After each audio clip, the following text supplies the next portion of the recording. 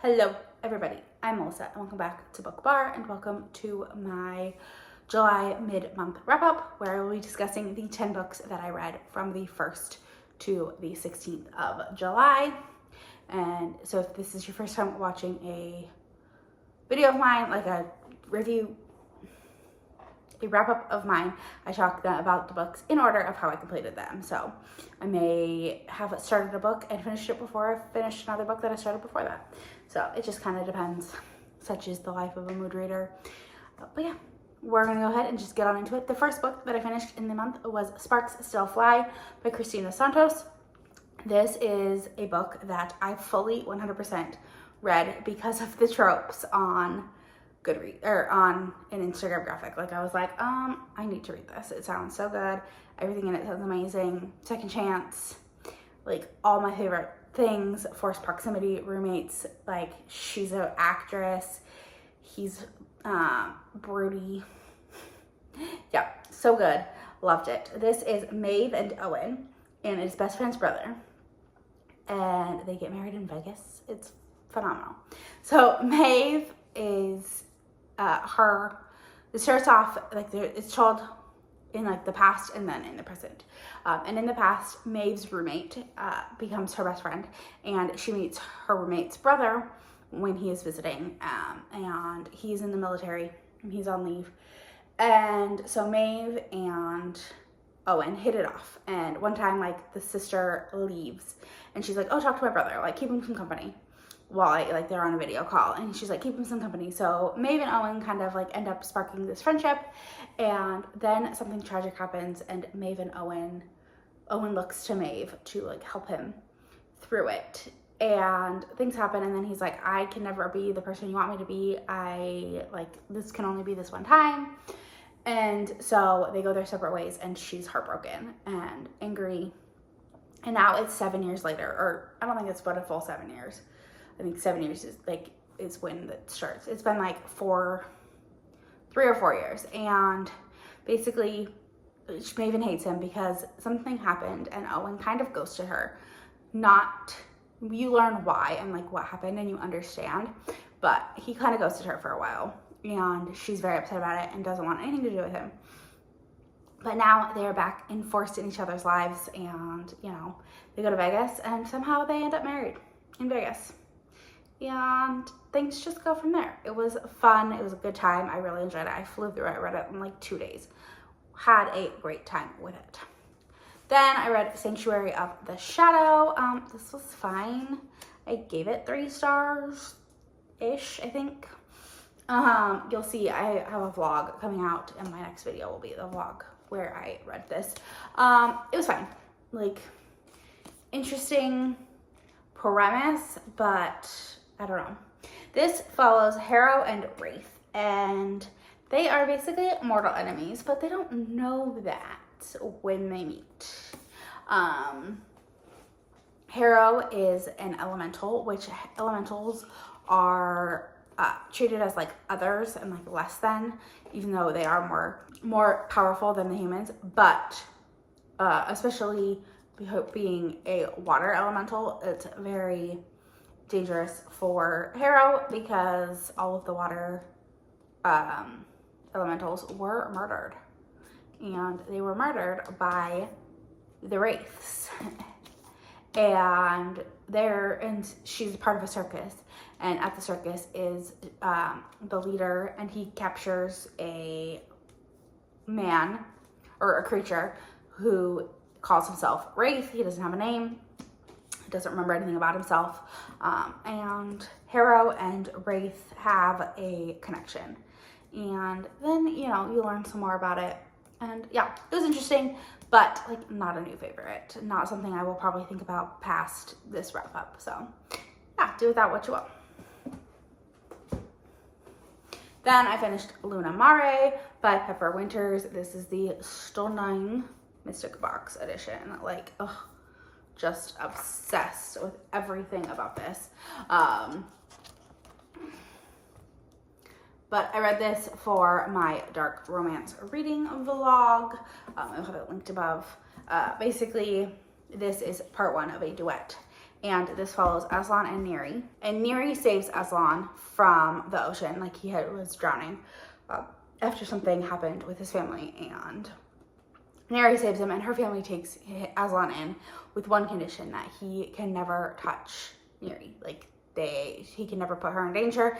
She can never know about his past, like nothing, like he needs to just be like, he can live with them and do all the things, but he can never touch her. Well, as she grows up, he starts to notice her, and she's always has said, like, they're meant to be. They're gonna fall in love. They're gonna get married. All these things. And now she's 17 and consents to some stuff, and things go from there. And the ending is wild.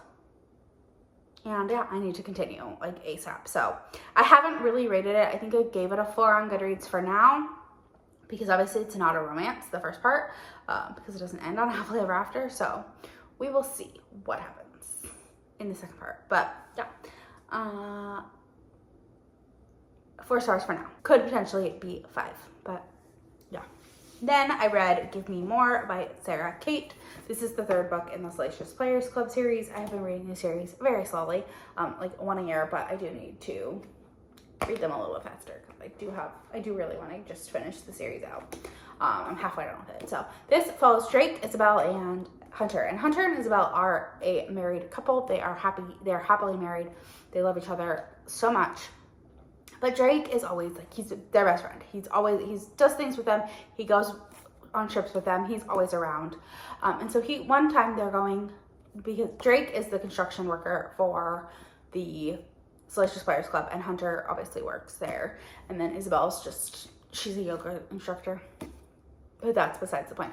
And so they're going and like touring other clubs like Salacious, and trying to see what they want to implement. Hunter, Isabel, and Drake are going and wanting to see what they want to implement at Salacious. And one day, Drake and Isabel end up performing a shibari demonstration. And Hunter is like, I'm really into this. I think I want Drake and Isabel to sleep together and watch. So he proposes it, and that's what happens. And then he realizes he might want to do a little bit more than just watch. And so, yeah, fantastic. I loved it. Had a great time with it. Gave 4.5 stars. Just like, I don't know. There was something, the 3rd act made sense, but it pissed me off. So, yeah, that's why I had to knock it down.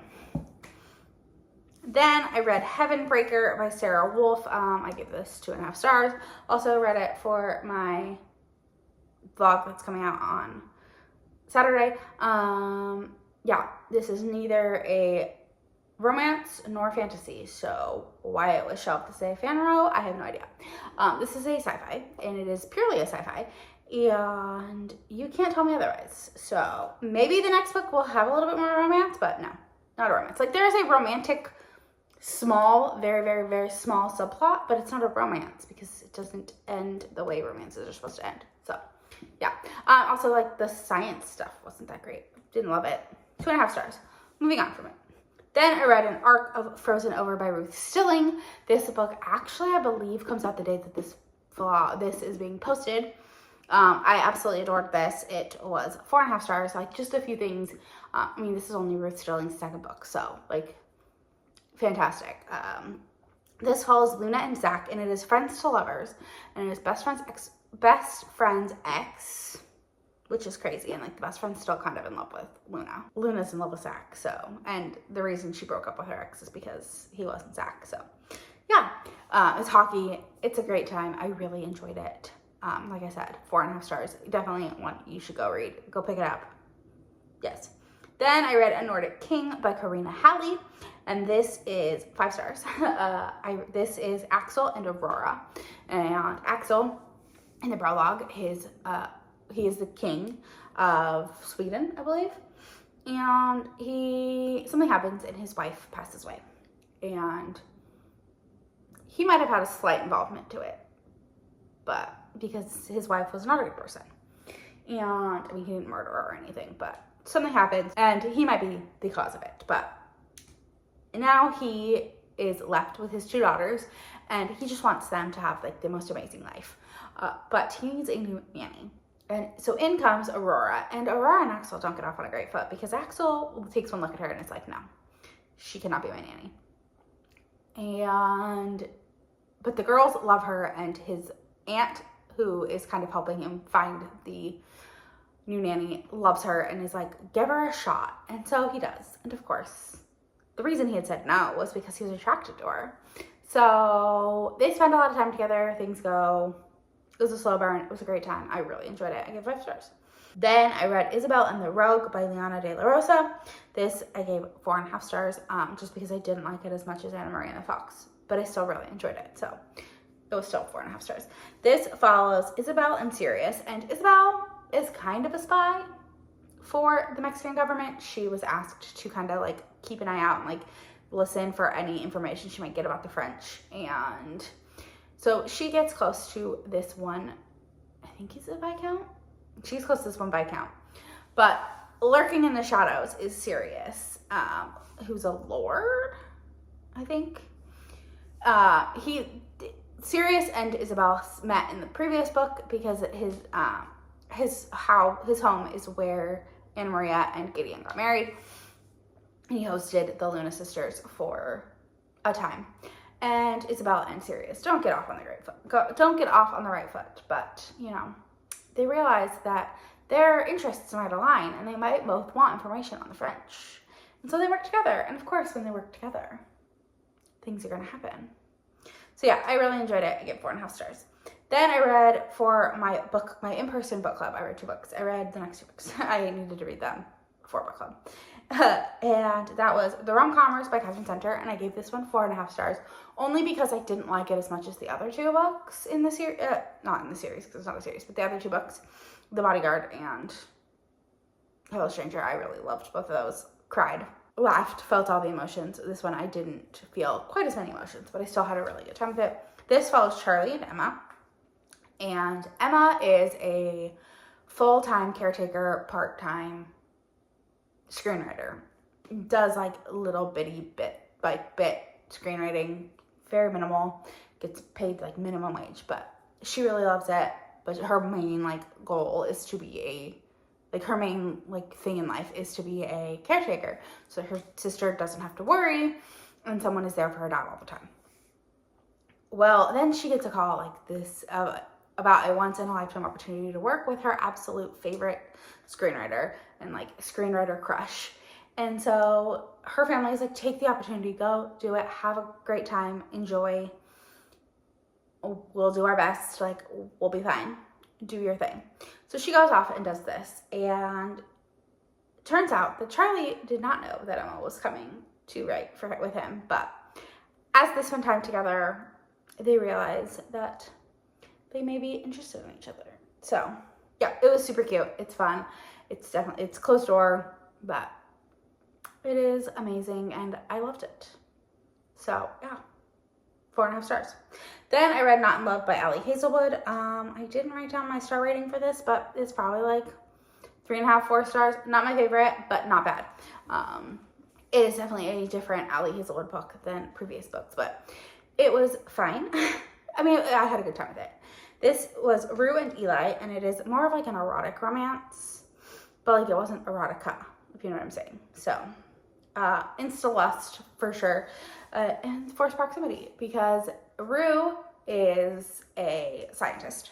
So it's still like her woman, Ali Hazelwood's like women in STEM, but Rue is a scientist working on like a way to help with food insecurity and like help make vegetables and things more shelf stable. And she doesn't like,